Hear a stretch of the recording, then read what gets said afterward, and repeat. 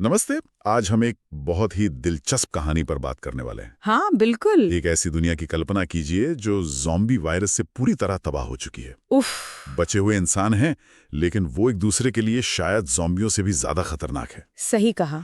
और सबसे अजीब बात यह है कि तबाही के बाद जो भी बच्चे पैदा हो रहे हैं, वो जन्म से ही वो वायरस लेकर पैदा होते हैं। ये तो बहुत ही डार्क कॉन्सेप्ट है। हाँ, तो आज हम ऐसी एक कहानी मार्क, एक परी कथा, इसकी तहु में जाएंगे। हम मार्क नाम के एक लड़के के सफर को देखेंगे जो अपने पिता के साथ जंगल में लगभग अकेला रहता है, और समझेंगे कि उसके हाथ पर जो एक एम का निशान है उसका क्या मतलब है। हाँ, उस निशान का रहस्य। तो चलिए इस कहानी के अंदर झांकते हैं, इसके जरूरी पहलुओं को समझते हैं। बिल्कुल। ये कहानी का टाइटल भी एक परी कथा थोड़ा चौंकाता है, क्योंकि माहौल तो बिल्कुल उल्टा है। निराशा है, खतरा है। सही। यहाँ सिर्फ जिंदा रहना ही चुनौती नहीं है, बल्कि जो टूटे हुए रिश्ते हैं, भरोसा है, उम्मीद है, उसे बचाए रखना भी एक जंग है। हाँ। और माँ का वो अकेलापन और पिता की वो सख्त चेतावनियां, वो शुरू से ही एक टेंशन सी बना देती है। हाँ, मार्क की दुनिया तो जैसे बहुत ही छोटी है, जंगल है, एक पिता है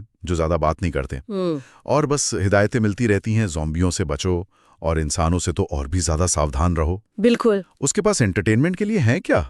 कुछ पुराने गाने हैं और एक पुरानी सी कहानी की किताब। हाँ, जिसमें वो परी का जिक्र है। हाँ, वही परी कथा। और अपने हाथ पर जो एम का निशान है ना, हाँ। उसे लगता है वो जादुई है। अच्छा। शायद इसलिए भी कि उसका नाम एम से शुरू होता है। अच्छा। उसे लगता है ये उसे खास बनाता है। ये दिलचस्प है। ये एम निशान और वो परी कथा वाली किताब, ये दिखाता है कि कैसे इतनी भयानक सिचुएशन में भी इंसान, खासकर बच्चे, हाँ, वो उम्मीद को या किसी खास होने के एहसास को पकड़े रहते हैं। शायद वो जीने का एक सहारा बन जाता है उनके लिए। सही बात है, एक सहारा। और फिर एक दिन उसकी इस अकेली दुनिया में कोई और आ जाता है। जंगल में उसे एक वैन दिखती है। वो थोड़ा डरता है, पर फिर भी अंदर झांकता है। अच्छा। और वहां उसे मिलता है मिकी, उसी की उम्र का एक और बच्चा। और वो तो फौरन दोस्त बन जाते हैं। अरे वाह। खिलौने शेयर करते हैं, हेडफोन शेयर करते हैं। थोड़ी देर में मिकी की माँ भी आती है। वो मार्क से बड़े प्यार से बात करती है। मार्क के लिए शायद ये पहली बार था कि कोई अजनबी उससे ऐसे मिला हो। उसके पिता की चेतावनियों से एकदम अलग अनुभव था ये मुलाकात बहुत जरूरी है। मार्क को पहली बार बाहरी दुनिया, दोस्ती और एक माँ जैसी ममता का अनुभव होता है। हाँ। ये उस कठोर माहौल में एक छोटी सी राहत जैसी है।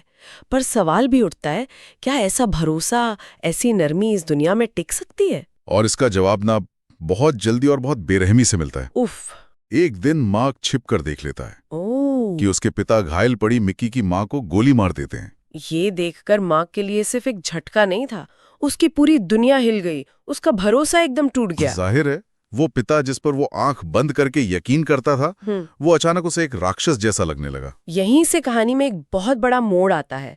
पिता पर से भरोसा उठ जाना, ये मार्क को एक बहुत ही खतरनाक कदम उठाने पर मजबूर कर देता है। हाँ, उसे शक होने लगता है कि शायद उसके पिता ने उसकी अपनी माँ को भी मारा हो। अच्छा। उसे घर पर कुछ पुराने वीडियो मिलते हैं जिनमें माँ डरी हुई सी लग रही है और पिता गुस्से में। तो उसका शक और गहरा जाता है। सोचिए उस बच्चे की हालत, जो अब तक सिर्फ पिता के सहारे था, अब उसी से डरने लगा है। हाँ, और ये डर इतना बढ़ जाता है कि एक रात जब पिता सो रहे होते हैं, मार्क उन्हें हथकड़ी लगा देता है। क्या? हाँ, अपना बैग पैक करता है, मिकी को साथ लेता है और दोनों जंगल से भाग निकलते हैं। बाप रे, ये तो अपने ही गार्डियन के खिलाफ एक विद्रोह है। दिखाता है कि उसका भरोसा कितनी बुरी तरह टूटा है। बिल्कुल। और ये भागना उन्हें सीधे खतरे में डाल देता है। हाँ, क्योंकि बाहर तो ज़ॉम्बीज़ हैं। हाँ, भागते हुए वो ज़ॉम्बियों के एक झुंड में फंस जाते हैं। एक पुरानी कार में छिप जाते हैं। ऐसा लगता है बस अब सब खत्म। ओहो। लेकिन तभी गोलियों की आवाज आती है। कौन? मार्क के पिता। वो उन्हें बचाने पहुंच जाते हैं। अरे, उन्होंने वो हथकड़ी तोड़ दी थी और मार्क के पैरों के निशानों का पीछा करते हुए सही वक्त पर पहुंच गए। लेकिन क्या? इस बचाव की कीमत चुकानी पड़ती है। पिता को एक ज़ॉम्बी काट लेता है। नहीं। हाँ। और यहाँ पिता का एक बिल्कुल अलग रूप सामने आता है ना। हाँ बिल्कुल। उन्हें पता है कि उनका अंत करीब है, तो मरते हुए वो माँ को सारी सच्चाई बताते हैं। हाँ, कि माँ को उन्होंने नहीं मारा था। माँ खास थी, एक परी की तरह। मतलब उसे ज़ॉम्बी के काटने पर कुछ नहीं हुआ था। वो इम्यून थी और इसीलिए सैनिक उसे सालों पहले ले गए थे। ओह, इसलिए वो उसे परी कह रहे थे। हाँ, और मार्क के हाथ का वो एम निशान, हाँ, वो भी उसी परी का निशान है। यानी मार्क भी खास है। अरे बाप रे, ये तो बहुत बड़ा खुलासा है। हाँ, ये सुनकर मार्क तो बिल्कुल टूट जाता है। उसे एहसास होता है कि उसने अपने पिता को कितना गलत समझा था। जाहिर है। वो रोते हुए उनसे लिपट जाता है, पर अब बहुत देर हो चुकी थी। पिता ज़ॉम्बी बनने लगते हैं और मार्क को भागने के लिए कहते हैं, और पीछे से एक गोली की आवाज आती है।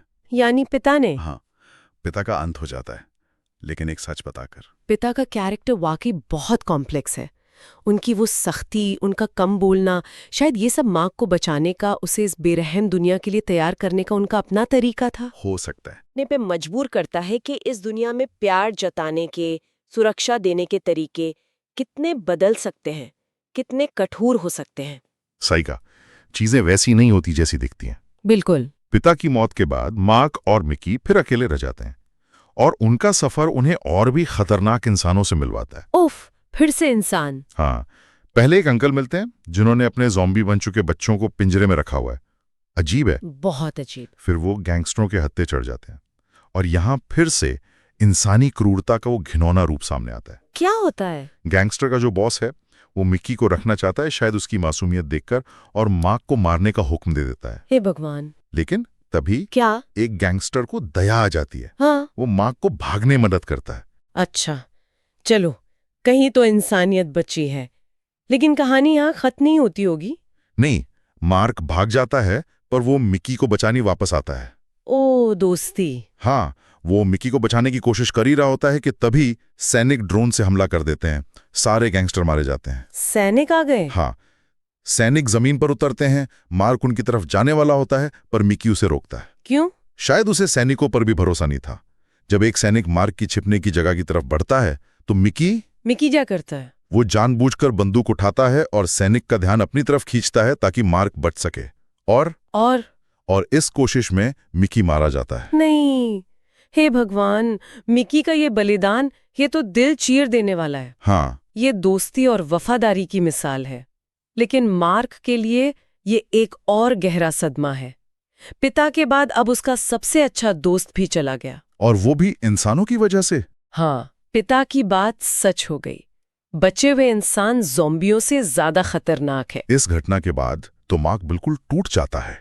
उसका परियों की कहानियों से, जादुई निशानों से, हर चीज से भरोसा उड़ जाता है। समझ आता है। वो गुस्से में अपनी वो प्यारी कहानियों की किताब ही फाड़ देता है।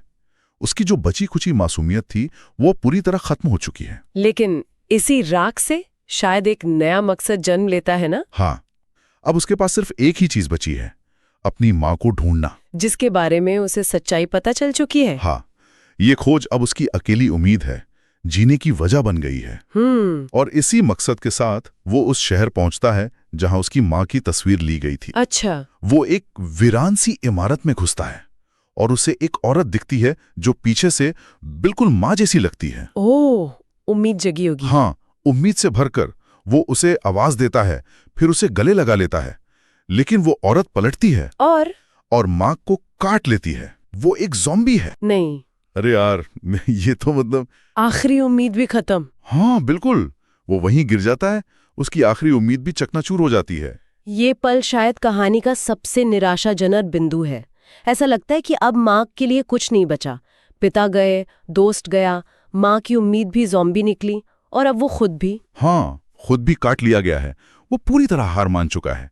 तभी पास की इमारत से कोई प्रसारण सुनाई देता है। प्रसारण? हाँ, ज़ॉम्बियों उस आवाज की तरफ इकट्ठा होते हैं और फिर सरकारी सैनिक आते हैं। हाँ, ज़ॉम्बियों को मार गिराते हैं। फिर से सैनिक? हाँ, एक महिला सैनिक मार्क को देखती है कि उसे काटा गया है। मार्क शायद बस आखिरी बार किसी का स्नेह चाहता है, वो उसे गले लगा लेता है। और तभी उस सैनिक की नजर मार्क के हाथ पर बने एम निशान पर पड़ती है। ओह। और वो चिल्लाती है, इसके हाथ पर निशान है। अरे। और तुरंत मार्क को सुरक्षित जगह ले जाने लगती है। तो कहानी यहाँ पलट गई।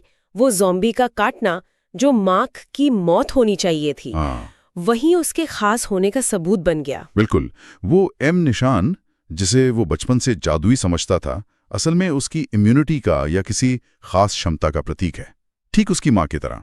वाह, क्या अंत है। तो ये कहानी मार्क को जंगल के अकेलेपन से निकालकर दोस्ती, भरोसे के टूटने, भयानक नुकसान और दुनिया की जो बेरहम सच्चाई है उससे रूबरू कराती है। हाँ। ज़ॉम्बियों और इंसानों दोनों के खतरों से जूझते हुए वो अपने पिता और माँ की सच्चाई जानता है, और अंत में वही एम निशान उसकी जान बचाता है। बिल्कुल।